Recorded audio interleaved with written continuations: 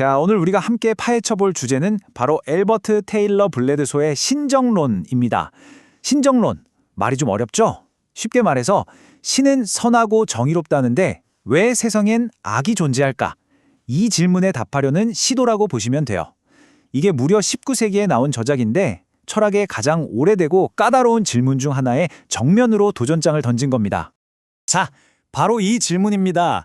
만약 신이 모든 걸 할 수 있고 한없이 선하다면 대체 왜 이 세상엔 악이 존재하는 걸까요? 이건 그냥 지적인 유희가 아니에요. 수세기 동안 수많은 사상가들의 골머리를 앓게 하고 때로는 신앙의 뿌리까지 흔들어버렸던 정말 강력한 질문입니다. 그런데 블레드소는 처음부터 분위기를 좀 다르게 잡아요. 희망적이라고 할까요? 그는 이렇게 말합니다. 가장 거대한 난제들도 시간과 함께 서서히 풀려왔다. 마치 인류가 저 하늘의 별이 어떻게 움직이는지, 생명이란 무엇인지 같은 거대한 수수께끼를 결국 풀어냈던 것처럼요. 어쩌면 이 악의 문제도 우리가 생각하는 것만큼 절대 해결 불가능한 건 아닐지도 모른다. 이런 뉘앙스를 풍기는 거죠. 자, 첫 번째 섹션입니다. 해결 불가능한 문제인가? 블레드소는 이 문제를 좀 더 넓은 역사적 맥락에서 보려고 해요. 그러면서 아주 흥미로운 지적을 하는데 우리가 지금 이 악의 문제를 대하는 태도가요? 마치 뉴턴이 나타나기 전에 사람들이 자연세계를 보던 관점이랑 놀라울 정도로 똑같다는 겁니다. 이 비교 정말 재밌지 않나요? 옛날에 소크라테스는 자연의 비밀을 파헤치는 건 신에 대한 불경이라고 생각했대요. 감히 인간이 알 수 없는 영역이라는 거죠. 지금 많은 사람들이 악의 문제를 딱 그렇게 생각하잖아요. 그건 신의 영역이니까 우리가 왈가왈부할 게 아니다 라고요. 근데 블레드소는 바로 이 지점에서 묻는 겁니다. 잠깐만요. 과거에는 불가능이라고 여겼던 게 지금은 상식이 됐잖아요. 그렇다면 이 문제라고 예외일까요? 하고 말이죠. 바로 여기서 블레드소의 핵심적인 관점이 드러납니다. 그는 악의 문제를 그저 경외하고 두려워해야 할 신비로운 존재가 아니라 우리가 머리를 맞대고 풀어야 할 지적인 퍼즐로 봐야 한다고 주장해요. 그러니까 과거에 수많은 사람들이 실패했다고 해서 이건 안 되나 보다 하고 포기할 게 아니라는 거죠. 오히려 그 실패는 우리가 지금까지 문제의 본질을 완전히 잘못 파악하고 있었다는 중요한 신호일 수 있다는 겁니다. 자, 그럼 이 철학적 미스터리의 가장 유력한 용의자를 한번 만나볼까요? 블레드소가 지목한 범인은 바로 필연성 이론입니다. 다른 말로는 철학적 결정론이라고도 하죠. 블레드소는 바로 이 개념이야말로 모든 문제의 근원이라고 보고 있어요. 이 필연성 이론이라는 게 뭐냐면요. 쉽게 말해 이 우주 전체를 거대한 도미노 체인이라고 보는 거예요. 모든 일은 그 전에 일어난 일 때문에 필연적으로 일어날 수밖에 없다는 거죠. 그리고 그 원인을 계속해서 거슬러 올라가다 보면 결국 최초의 원인, 즉 신에게 도달한다는 겁니다. 이게 무슨 뜻이겠어요? 지금 여러분이 하고 있는 선택조차도 사실은 이미 오래전에 짜여진 각본의 한 부분일 뿐이라는 좀 무서운 이야기죠. 이 흐름도를 한번 보세요. 아주 단순해 보이지만 정말 강력한 논리 구조를 가지고 있습니다. 1단계, 신의 섭리가 있고요. 2단계, 그 섭리가 인간에게 특정한 동기를 만들어내고 3단계, 그 동기는 반드시 특정 행동으로 이어질 수밖에 없다는 겁니다. 이 완벽하게 맞물려 돌아가는 인과관계의 사슬 안에서 과연 인간의 자유로운 선택이 끼어들 자리가 어디에 있을까요? 없어 보이죠? 이 논쟁이 그냥 탁상공론이 아니라는 걸 이 인용구가 잘 보여줍니다. 버틀러 주교의 말처럼 만약 이 세상 모든 일이 신으로부터 필연적으로 결정된 거라면 세상의 온갖 끔찍한 악 역시 그 책임이 신에게 돌아갈 수밖에 없잖아요. 바로 이 지점 때문에 필연성 이론은 수세기 동안 신의 선하심을 공격하는 가장 날카롭고 효과적인 무기로 사용되어 왔던 겁니다. 자, 그럼 이제 이 필연성 이론이 만들어내는 거대한 딜레마, 그 피할 수 없는 핵심 모순을 들여다볼 시간입니다. 바로 이 지점에서 수많은 천재 철학자들이 길을 잃고 헤맸습니다. 슬라이드 양쪽을 한번 비교해 보세요. 왼쪽은 뭐죠? 우리가 매일매일 느끼고 살아가는 현실입니다. 우리가 한 선택에 대해 칭찬을 받기도 하고 책임을 지기도 하죠. 아주 당연하게요. 그런데 오른쪽은요? 필연성 이론이 우리를 끌고 가는 차가운 결론입니다. 이 모든 게 사실은 환상이라는 거죠. 우리가 믿고 있는 도덕적인 세계 전체가 사실은 거대한 착각 위에 세워진 성이라는 겁니다. 이 둘, 도저히 같이 갈 수가 없겠죠? 바로 이게 철학사의 아주 오래된 함정이었습니다. 대부분의 사상가들은 필연성이라는 전제 자체를 의심하지 않았어요. 이건 거의 신의 전능함과 동의어처럼 여겨졌거든요. 그러니까 그들의 목표는 어떻게든 이 어색하고 모순돼 보이는 두 개념, 즉 신의 절대적인 필연성과 인간의 도덕적 책임을 하나의 그림 안에 억지로라도 우겨 넣는 것이었죠. 자, 그래서 지금부터 이 불가능해 보이는 조화를 시도했던 천재 사상가들의 정말 놀라운 지적 체계를 한번 살펴보겠습니다.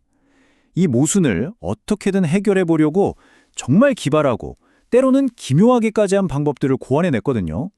블레드소가 집중적으로 분석하는 주요 인물들, 바로 16세기의 칼뱅, 17세기의 홉스, 그리고 18세기의 라이프니츠입니다.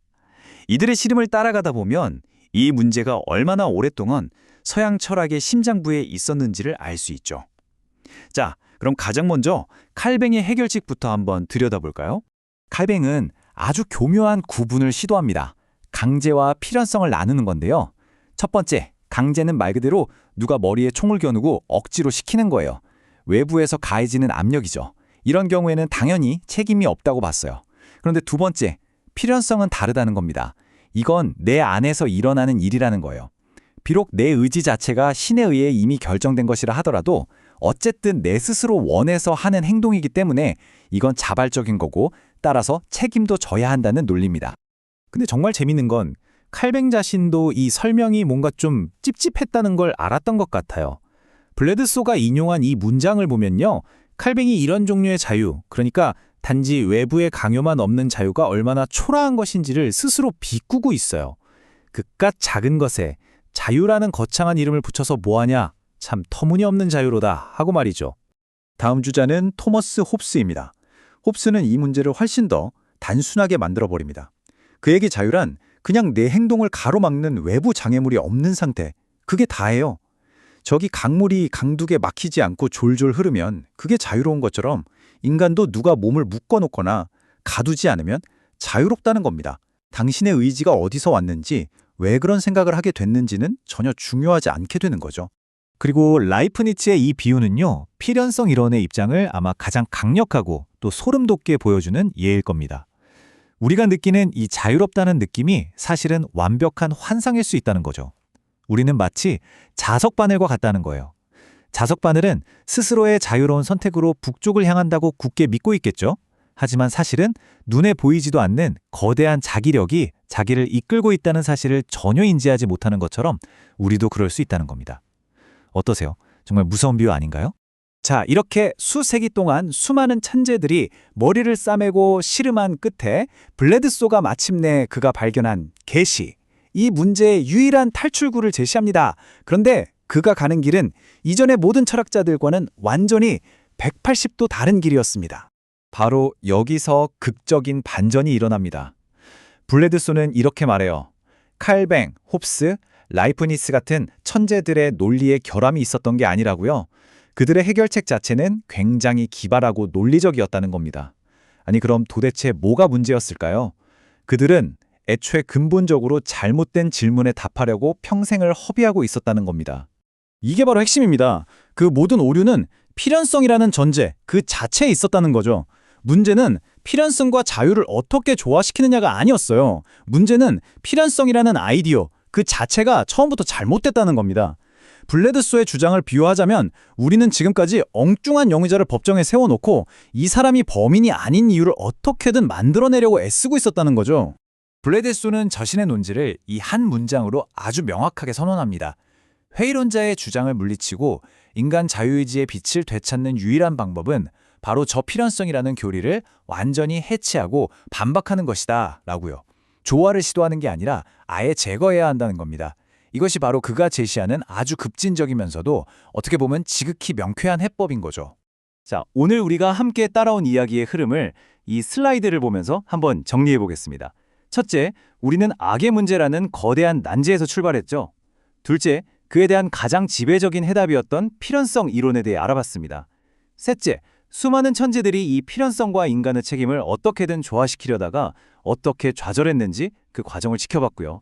그리고 마지막 네 번째, 블레드소는 수사 방향 자체를 완전히 틀어서 필연성이라는 전제 자체를 문제 삼는 대담한 전환을 이뤄냈습니다. 그리고 블레드소의 주장은 우리에게 마지막으로 이런 질문을 던집니다. 악의 문제를 해결하기 위해 우리는 신의 절대적인 통제에 한계가 있음을 받아들여야 하는가?